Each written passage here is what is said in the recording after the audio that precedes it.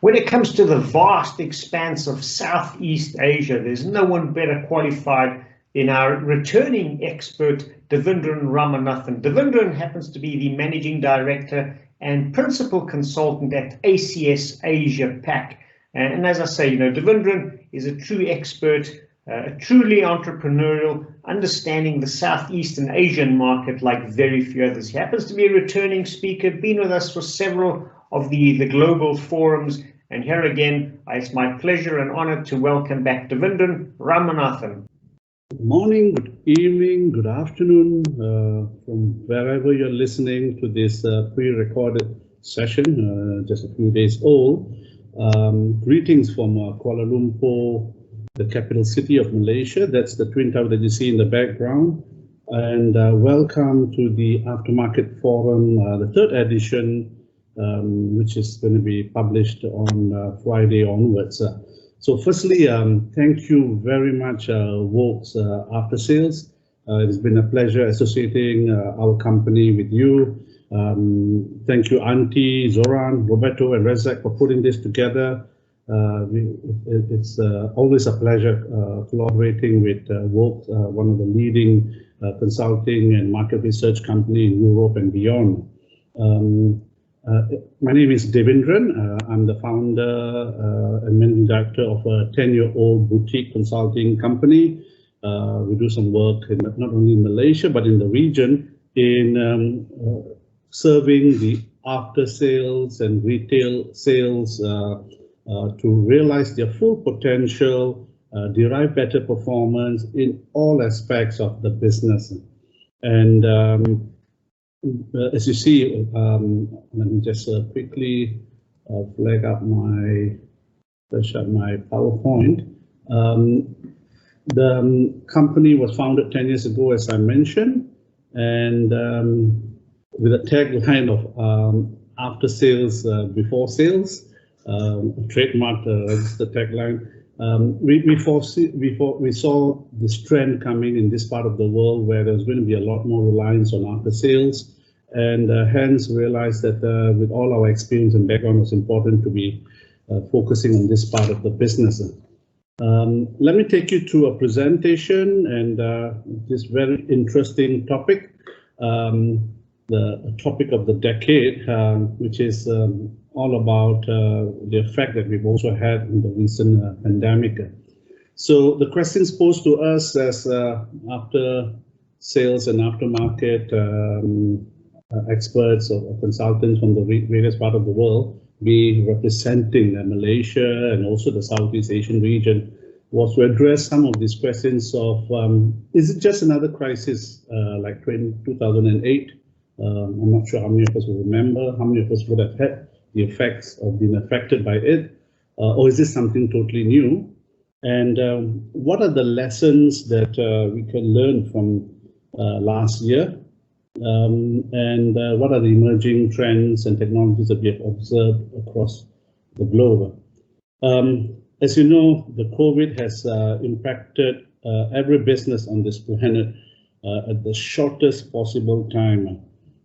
It's overturned all predictions, all projections made at the beginning of last year.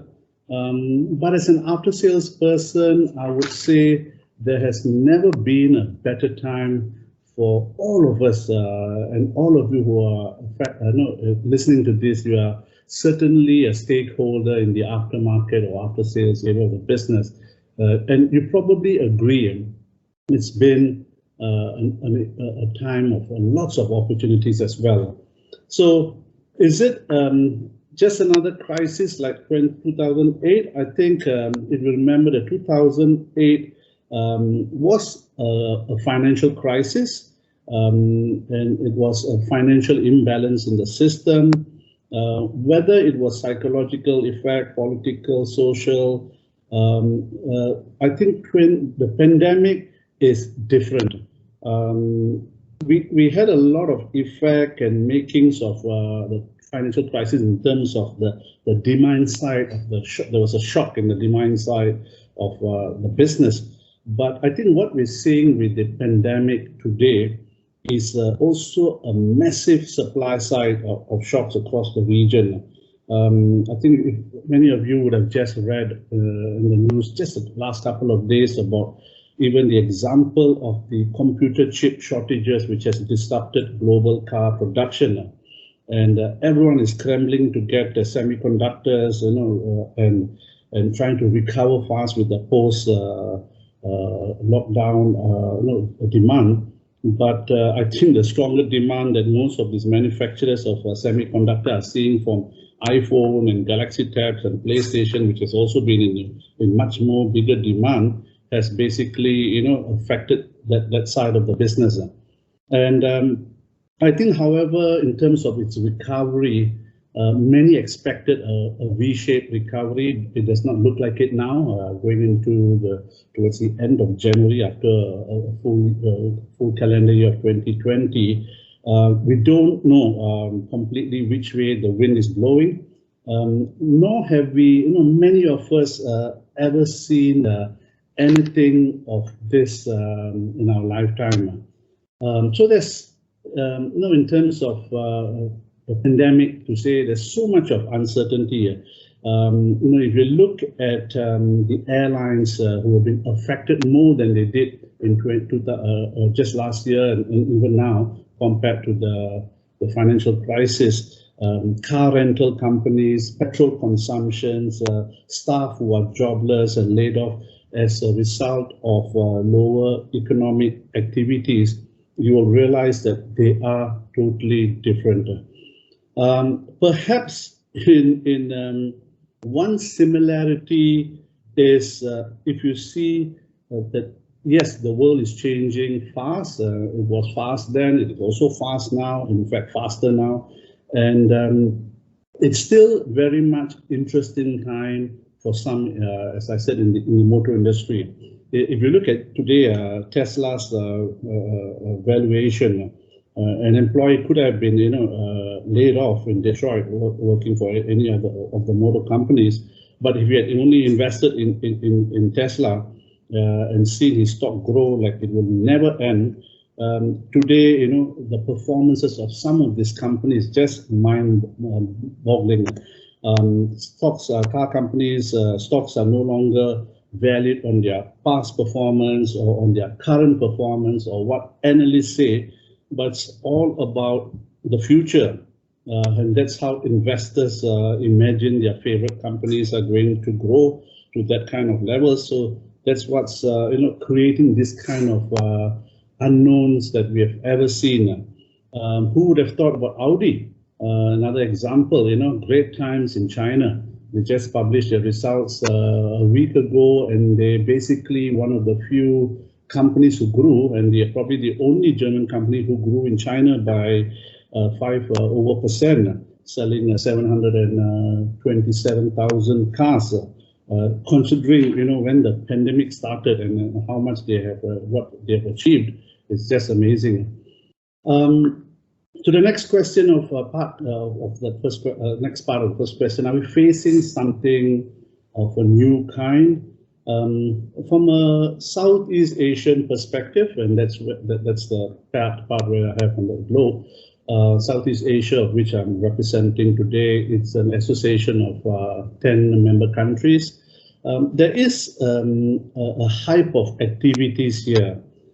It's a free trade area, but what we've been reading in the news is about closure of plant, but not necessarily just a closure completely from this region, but opening of a plant of the similar make of car or brand or product or part in another part of Southeast Asia. So everyone is struggling to protect the industry at home. It's becoming a very, very competitive environment, and Asia, with having close to 600 million population, it's basically a very porous part of the world. We manufacture a lot of cars. All the brands have some assembly or other in this part of the world. But I think despite all this, what we're seeing in this part with a very young, growing population is it's the whole digitalization.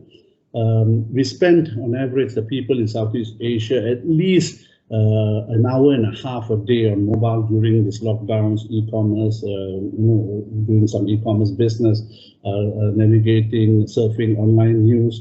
So I think what we're seeing today is, a whole shift towards mobile, digitalization, and e-commerce. What have we learned, if you ask me, from 2020? And this is my personal take, and I think something which I've also constantly shared with friends and clients. I think it's the time to reflect. I think 2020 has revealed a lot of our vulnerabilities at all levels, at a personal level, at a family level, organization, industry, and even as a country. I think it's a clean sheet today. Whether you're an accountant, you're in business, you're an HR manager, you're an after-sales manager, it's a right time to restart and reset the clock. We've been, all these years been just bogged down with higher targets, sell more, gross more, have a higher market share, keep costs lower, meetings. And I think what we've forgotten is all about the interpersonal side of things, the relationship that we create, we build. And I believe moving forward, these should not be forgotten, that these interpersonal and relationships are going to be the foundation of doing any business. In terms of also asking tough questions, last year, and perhaps if we haven't done, we should really take some time and ask yourself, do you have all the information? What are the issues in your business? What are your challenges? If you're running a dealership, a 3S dealership, are your labor rates needs tweaking? Are your spare part price competitively to the price point that your customers are willing to pay, willing to visit your dealership? If you're on the franchise side of things, of the business, your parts prices are certainly genuine. You're using certainly genuine parts. You have a markup factor, but you need to start, taking note of what's happening around you. Are you aware of what's happening outside your space? Who are your direct and indirect competitors? What are the trends? What are the startups emerging and which are changing the landscape? I think we need to start to ask ourselves, if we know the business again, we have to be honest and ask, we have to take time to understand what are we doing, what's our big why, what's our purpose. And if you're not connecting with people today, at an emotional level, and how are you going to touch them? There are lots of technology, a lot of things happening around us. You really need to get there and really understand what's happening in this environment. Finally, I would say it's about relearning.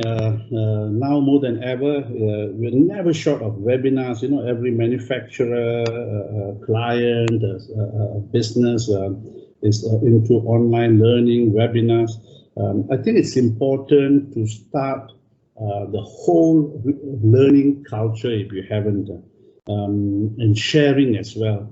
We expect performance, top performance from our employees, but the question I often ask is how much have leaders actually, contributed into creating an environment where people can learn and share.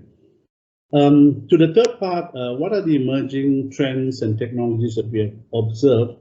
I think certainly there's never has we ever seen it where we have seen so many technologies, apps, and digitalization tools being offered and being introduced at such a rapid pace. Everyone is striving out to personalize and customize solutions, the entire customer life cycle ownership of the car. We've heard today there's many competitive providers into delivery service, providing a video walk around, service pickup, online booking, service tracker, to check the status of your car in the workshop, quotation and even online payment methods, contactless pickup and delivery service. I mentioned the video walk around as well. And, more than ever, people who are marketing their products and services online to, Facebook shops and even Google My Business. And even remote diagnosis, which is being done today, not only at the franchise dealers' workplace, but in the independent workshops as well, in terms of the resources that they can get from some of their partners and clients from service providers from overseas.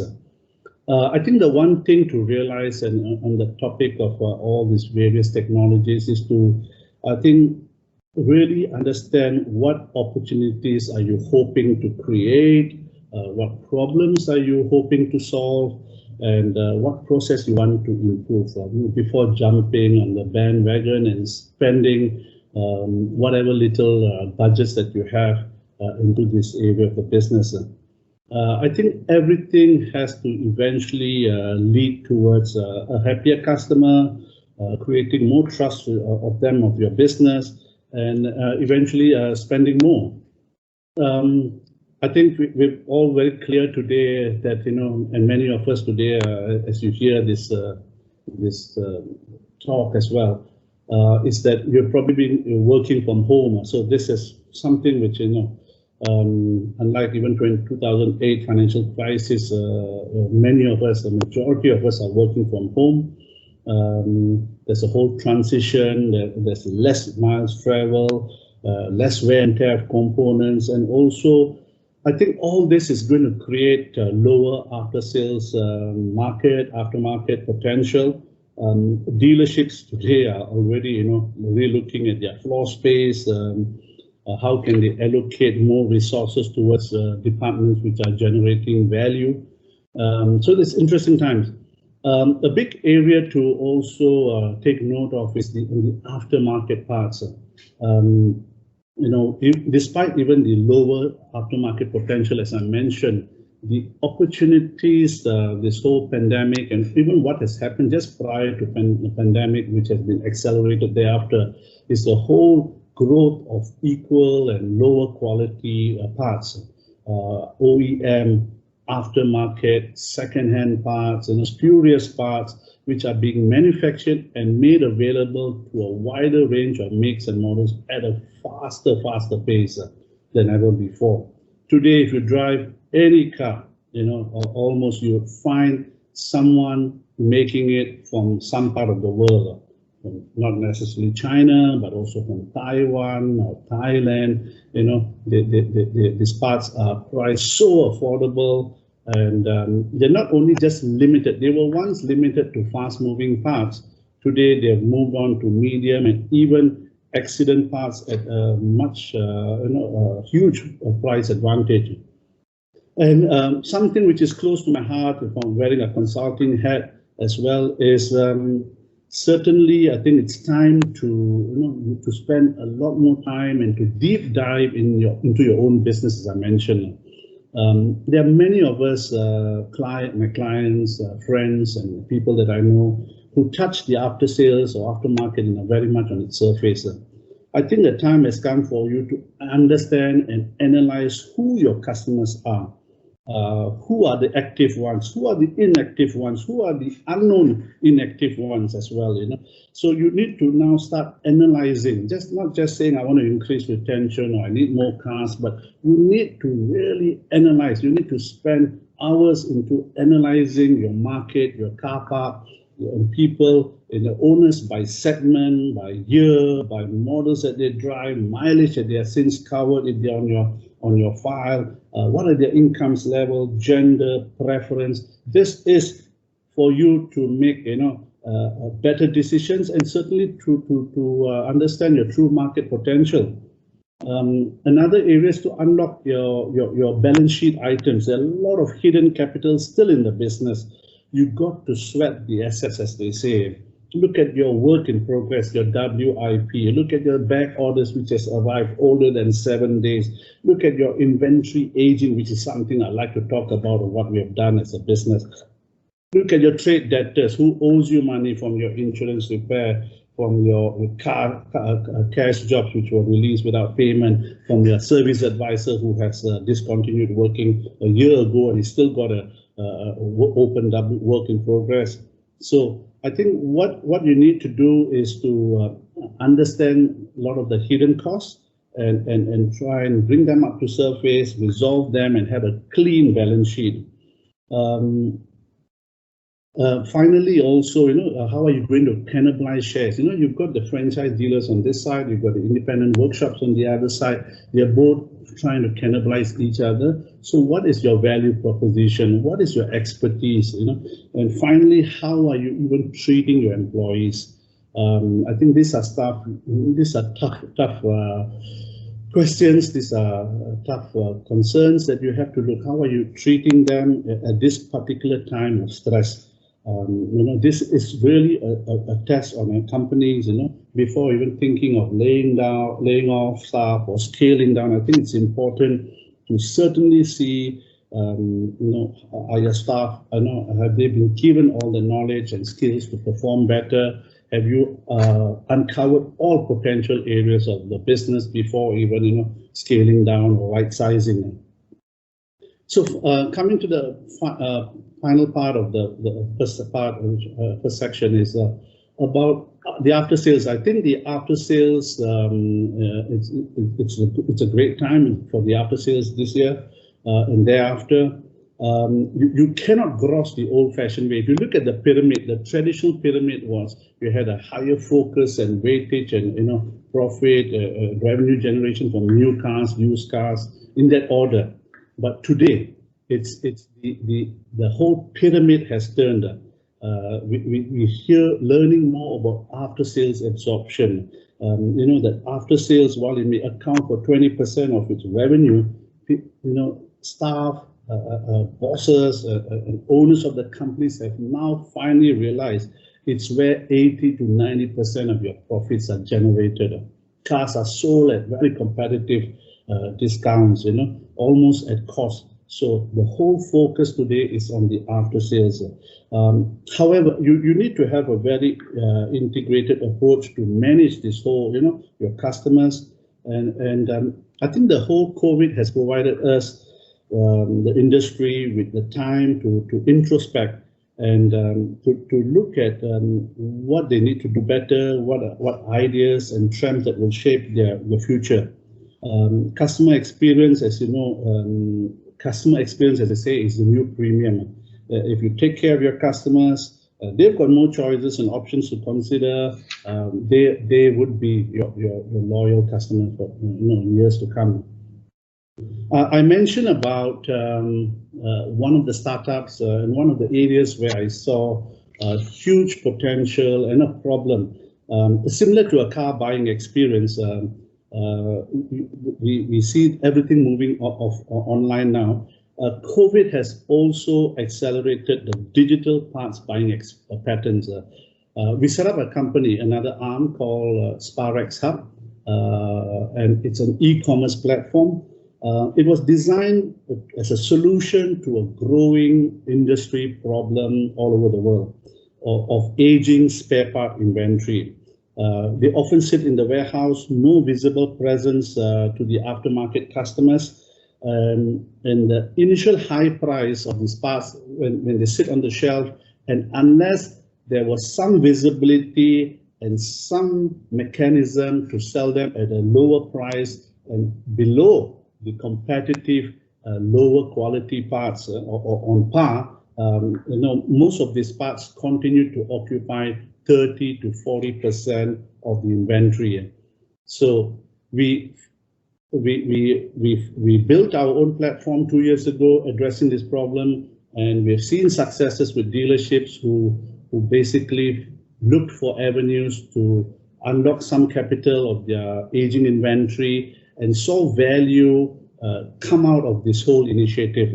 We provide an e-commerce bridge between the car owners, workshops, repairers, authorized body and paint contractors outside to reach out online and look for parts which sit in the inventory of the dealers. So it's something very new, something which is certainly growing in this part of the world. If priced correctly, at a price point, buyers would see genuine parts sold at a far attractive price than an aftermarket competitive price. So, gentlemen, I hope all of you ladies as well continue to enjoy the many presentations from various experts around the world. It's been a pleasure associating our company ACS Asiapac with Wolk's Aftermarket.